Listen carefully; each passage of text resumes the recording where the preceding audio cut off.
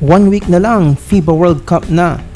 Bukod sa ating pambato na Gilas Pilipinas, inaabangan din ng mga basketball fans ang pagdating ng mga bigating players sa iba't ibang bansa, lalo na dyan ang USA basketball team. Saad ni SBP President Al Palillo, gagawin nila ang lahat mapakita lang na kayang-kaya ng Pinas na magbigay ng isa sa best World Cup experience at para rin mapakita na kaya nilang makipagsabayan sa ibang bansa pagdating sa pag-host ng global events gaya ng FIBA World Cup. Diniklara din ngayong araw ni President Marcos ang special holiday sa lungsod ng Maynila at Bulacan sa August 25, kaugnay upang mapaghandaan ang opening ng FIBA World Cup. Goal din ng bansa na mag-set ng record for most attendance in FIBA World Cup.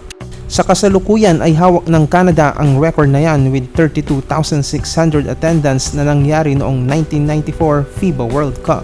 Sa taon na yan ay nakuha din ng USA ang gold sa pangunguna ni Shaquille O'Neal. Sa ngayon ay mayroon ng total of 28,000 plus ticket sale. Malapit-lapit na yan mga kaibigan at mayroon pang 8 araw ang mga basketball fans para makakuha ng ticket.